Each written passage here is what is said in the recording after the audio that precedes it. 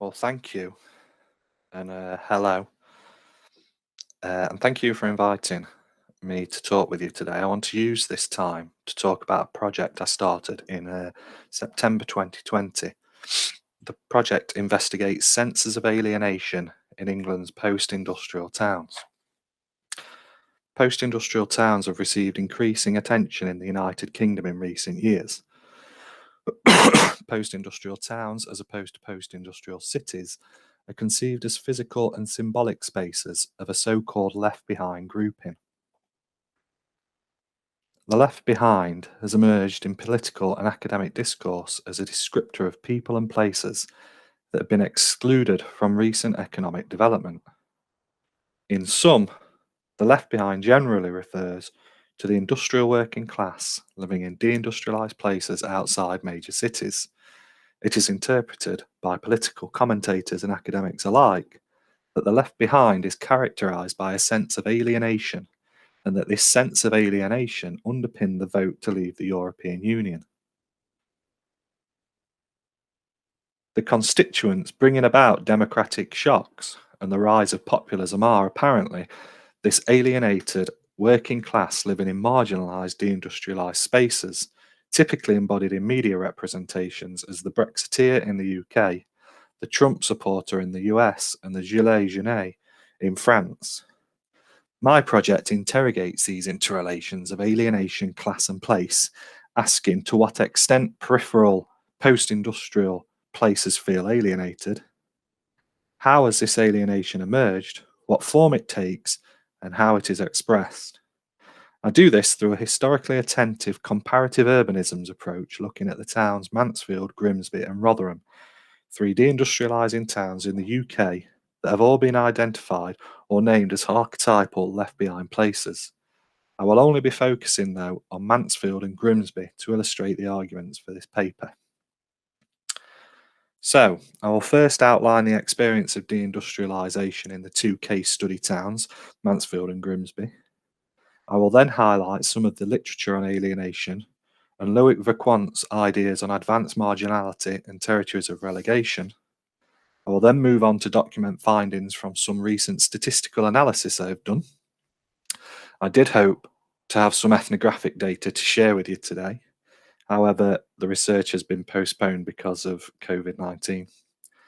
And then finally, I will conclude by highlighting the tension between homogeneity and heterogeneity in our conceptions of alienation in post-industrial towns.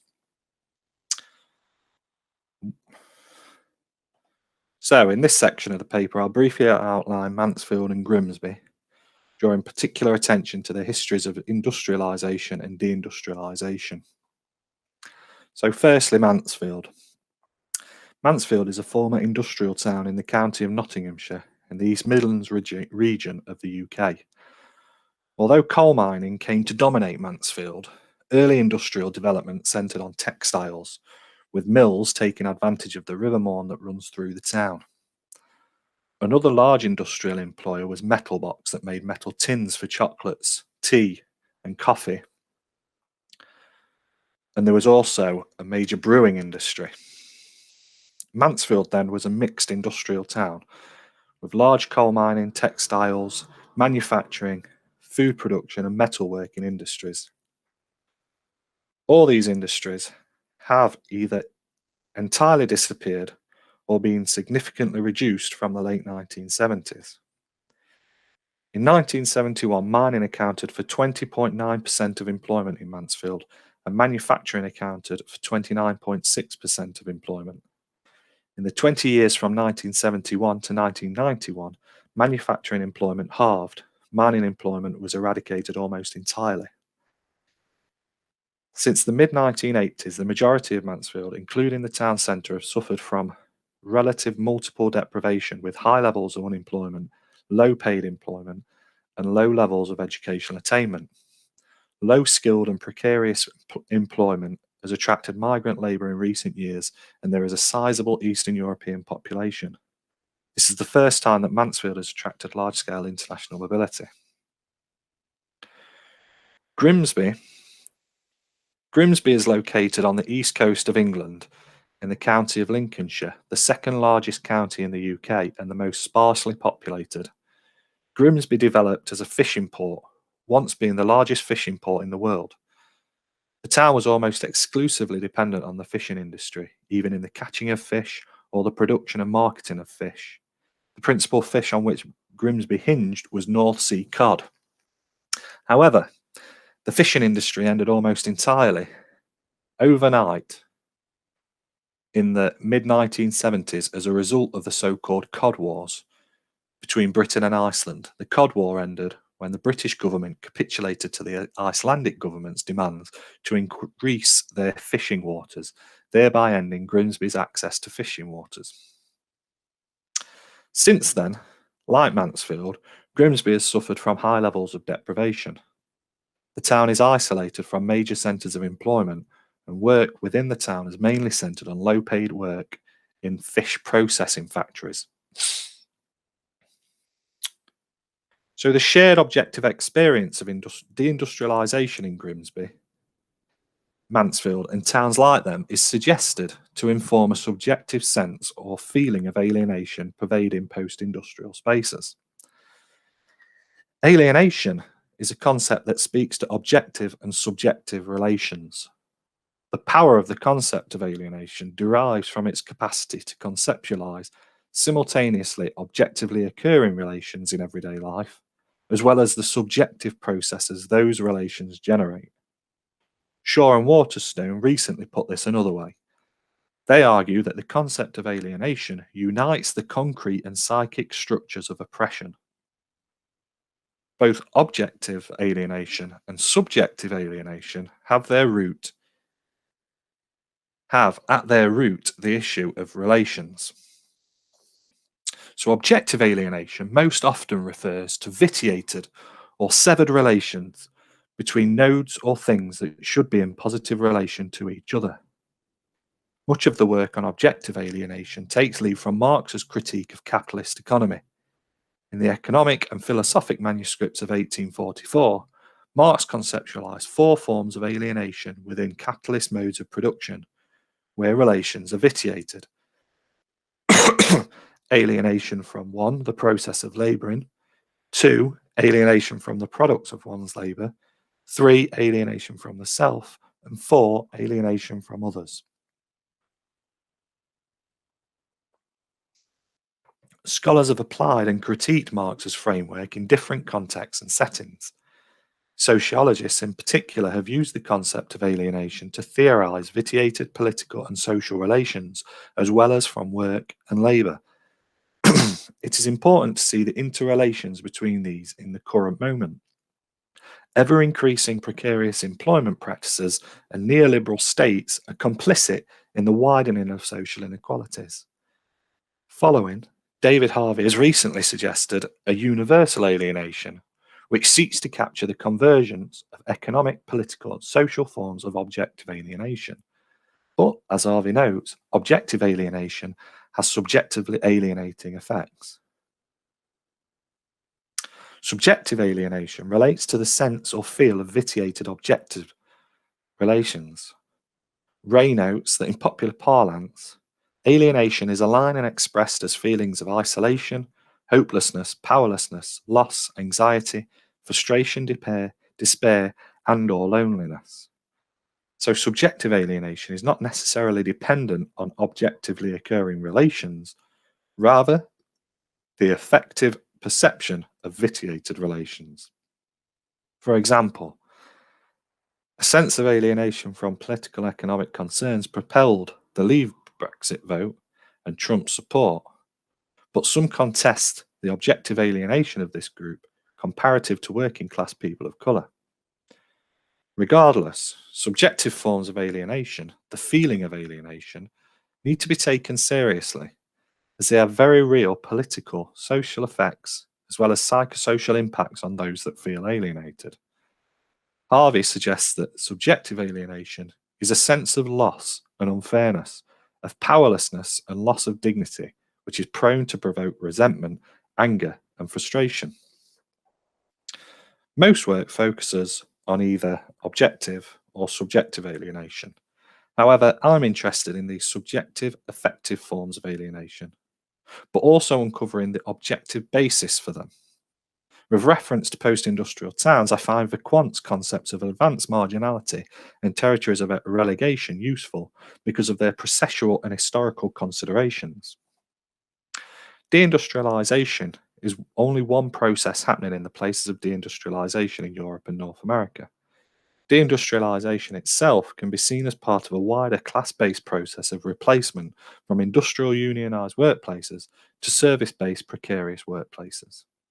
Louis Viquant terms this advanced marginality. Advanced marginality, Viquant writes, is a new regime of poverty in the city, fueled by the fragmentation of wage labour, the retrenchment of social protection, and territorial stigmatisation. As territorial stigmatisation alludes to, this advanced marginality has a spatial element. Advanced marginality takes place in territories of relegation. Viquant writes, in the post-industrial city, relegation takes the form of real or imaginary consignment to distinctive socio-spatial formations, variously and vaguely referred to as inner cities, ghettos, enclaves, no-go areas, problem districts, or simply rough neighbourhoods. Viquant then mainly identifies territories of relegation as areas within post-industrial cities where marginalised populations are enclaved. However, I suggest that almost the entirety of post-industrial towns have been designated as territories of relegation, where advanced marginality characterises the dominant condition for the majority of the population. Importantly, I argue that the processes of advanced marginality and territorial relegation have objectively alienating effects for the deindustrialised working class. Marginality and relegation negatively transform the relations that the deindustrialised working class have with economic, social, and political life worlds. In particular, territorial relegation alienates the working class from active participation in contemporary life by isolating them in low-paid and marginalised spaces.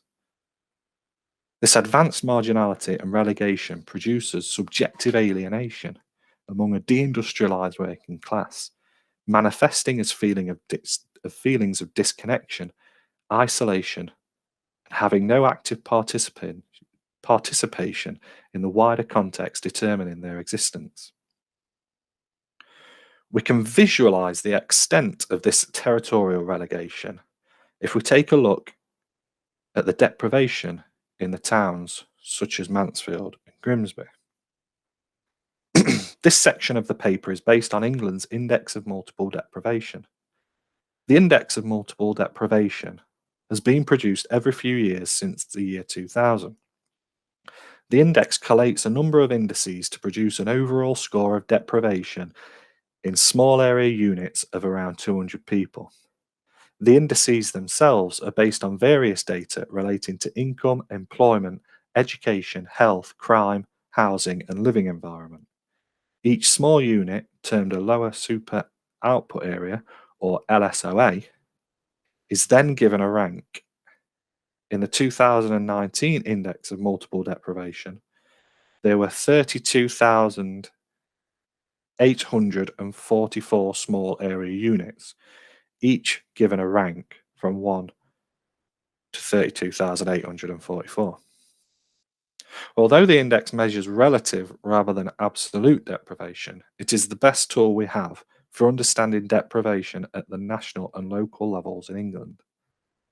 So if we take a look at the 2019 Index of Multiple Deprivation in relation to Mansfield and Grimsby, we see that much of the towns rank very highly in relative deprivation. This is a choropleth map of Mansfield showing the decile ranking of each small area unit in the 2019 Index of Multiple Deprivation. There are 49 small area units in Mansfield. 21 out of the 49 are in the top 20% or quintile most deprived nationally, indicated by red and dark orange on the map. Thus, 43.6% approximately of people living in Mansfield live in areas that are in the top 2 deciles of the index of multiple deprivation. 3 of those areas are in the top 1% of most relatively deprived. The picture is worse in Grimsby. There are over 58 small area units in Grimsby, 28 of which are in the top 20% or quintile. That is 48.3% of the total areas within Grimsby in the top quintile. Moreover, 26 of those 28 areas are in the top 10% nationally. The number of small area units used in the index has been stable since 2004. So the 2019 index of multiple deprivation can be compared to previous iterations in 2004, 2007, 2010, and 2015. This allows for a comparative analysis of relative deprivation over time and thus a measurement of marginality and relegation over the last 15 years. What is stark is the entrenchment of Mansfield and Grimsby's most deprived geographies, is illustrated by this graph of proportional distributions of small area units. The picture for the most deprived areas has not changed much over the intervening 15 years. In 2004, almost 46% of Mansfield's small area units were in the top quintile of deprived areas in England. By 2009, this figure is 42.86%. Moreover, of the 11 small area units in the top decile nationally in the 2004 index, that's the top 10%, 9 of the 11 were still in the top decile. 2 had improved to second, and 1 small area unit was merged with another. This pattern is largely repeated for Grimsby, but with some improvement from 2010. However, in Grimsby, the number of small area units in the top decile of multiple deprivation is increased since 2010, from 33.9% of Grimsby's small area units to almost 45%. Again, with Mansfield, it is the same small areas that are in the top decile between 2004 and 2019. Conversely, worth noting is the evidence of growing inequality within post-industrial towns. A common narrative is that post-industrial towns are internally uniform, with deprivation endemic throughout the towns. This is not the case when looking at these 2 graphs. We can see that there has been an increase of areas in the lower quintiles of relative deprivation, suggestive of growing spatial inequality in post-industrial towns. I posit that the regeneration which followed deindustrialization has disproportionately benefited the least deprived sections within post-industrial towns, while the position of the most deprived sections has either worsened or remained static. What I've sought to provisionally document in this paper is the alienating processes of marginality and relegation in post-industrial towns, highlighting how deprivation has become entrenched following deindustrialization. However, to conclude, I want to warn against a homogenizing construction of post-industrial towns that mirrors the left behind discourse overviewed at the top of the paper. As a comparative urbanisms analysis of Mansfield and Grimsby illustrates, although both towns have had similarly overarching experiences of deindustrialization, advanced marginality and territorial relegation, they have very heterogeneous trajectories and interrelations within these processes. These differences include different industrial makeups of mining, manufacturing, and fishing, different topographical specificities, different causalities underpinning deindustrialization, different demographics and regional identities. Historical heterogeneities are important because they transfer into place memories, and place memories are so critical to the constitution of working class spaces. Specified memories of industries, rhythms, and space inform how the present is lived and form the subjective alienations felt by post industrial towns. It is the interrelations of memories and emotional experiences that my ethnographic research will explore as the project progresses. Thank you.